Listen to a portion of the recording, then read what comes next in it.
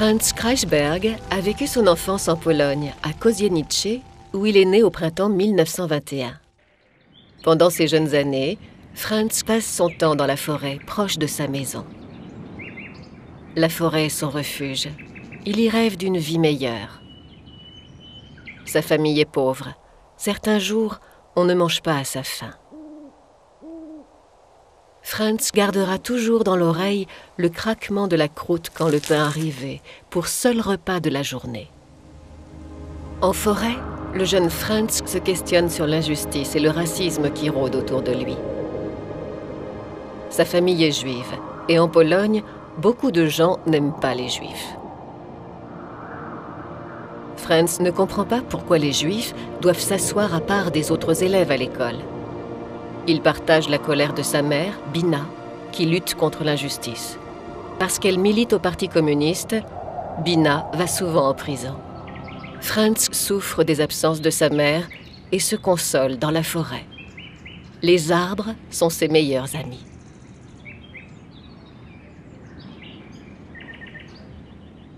Ce qu'il aime aussi, c'est dessiner, et sa mère l'encourage. En septembre 1939, la Deuxième Guerre mondiale éclate. Les armées de Hitler envahissent la Pologne.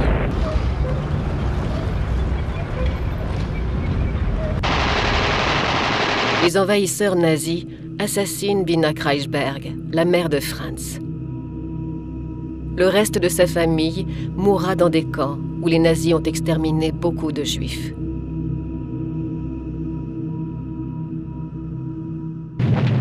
Dès le début du conflit, le jeune Franz veut combattre. Il quitte Kozienice et se cache en passant à travers les forêts. La fatigue, la faim l'accablent. C'est la guerre. Il rejoint l'armée soviétique en lutte contre les nazis et devient officier. Il construit des ponts et participe à la victoire.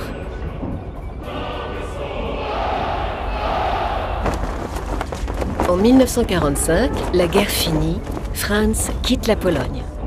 Il vit à Stuttgart, en Allemagne, puis à Paris, où il rencontre d'autres artistes comme lui. Mais il veut quitter l'Europe, où il a connu trop de chagrin. Franz Kreisberg part vers le Brésil en 1948. Dans ce pays qu'il ne connaît pas, Franz trouve à nouveau le réconfort dans une forêt. La forêt du Paraná, où il construit sa maison.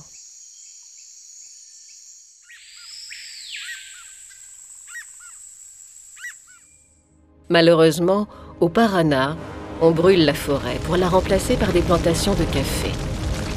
La déforestation par le feu transforme les arbres en torches, au désespoir de Franz.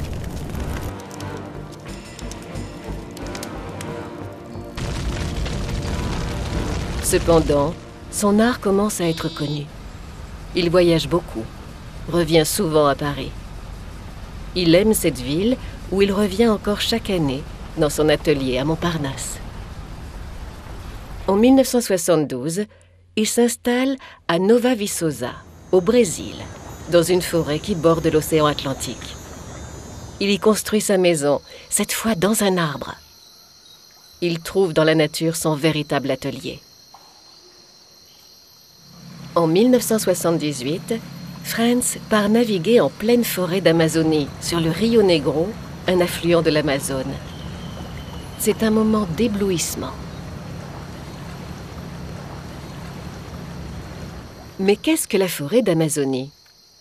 La forêt d'Amazonie s'étend sur 6 millions de kilomètres carrés de chaque côté du fleuve Amazone. Elle est plus vaste que 10 fois la France. C'est une forêt dense. Les cimes de millions d'arbres se rejoignent pour former la canopée. Le plafond de la canopée filtre la lumière du soleil. Il fait sombre dans la forêt de la pénombre. Près de l'équateur, les climats sont toujours chauds et humides. Il pleut beaucoup. C'est la forêt de la pluie qui est toujours verte. Mais la forêt d'Amazonie est en danger. Les hommes brûlent la forêt pour augmenter la surface des activités agricoles. C'est la déforestation. Pourtant, la forêt d'Amazonie est précieuse pour toute l'humanité. Cette forêt palpite de vies végétales et animales différentes que nous ne connaissons pas toutes encore.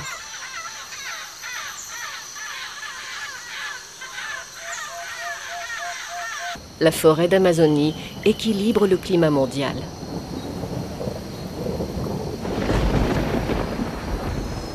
Les millions d'arbres de la forêt, pour pousser, absorbent la trop grande quantité de CO2 de notre atmosphère.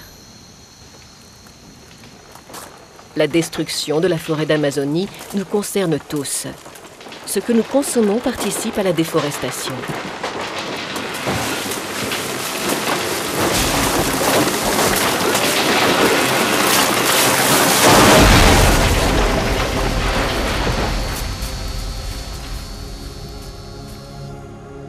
La déforestation est surtout faite pour l'élevage des bovins transformés en hamburgers.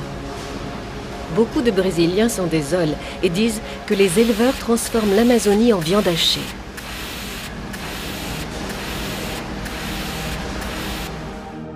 Le soja exporté nourrit les bovins, les porcs, les volailles que nous élevons et mangeons en Europe, aux États-Unis et même en Chine. On détruit aussi la forêt pour le bois, destiné aux bâtiments ou à la menuiserie.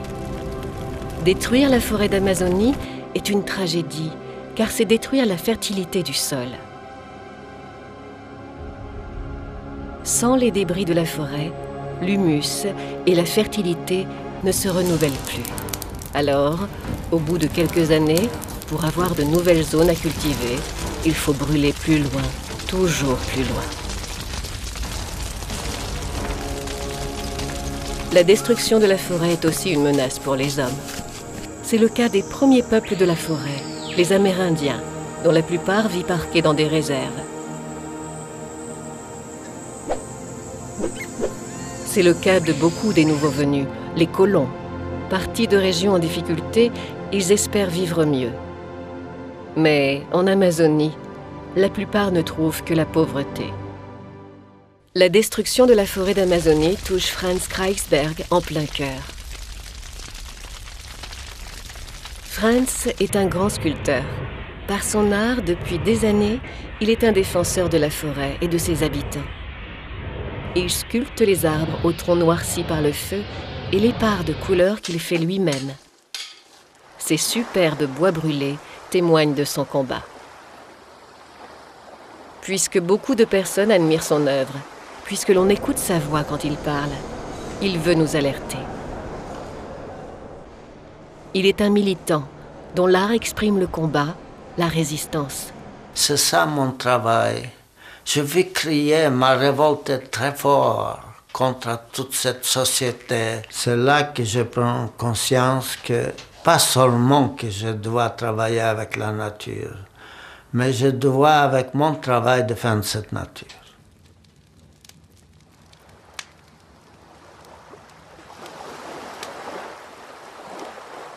Les sculptures de Franz Kreisberg crient sa révolte devant la disparition de la forêt d'Amazonie et son espoir de voir les hommes mieux respecter la nature.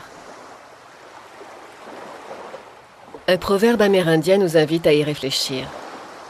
Il nous dit « Quand le dernier arbre sera abattu, la dernière rivière empoisonnée, le dernier poisson capturé, alors vous découvrirez que l'argent ne se mange pas. »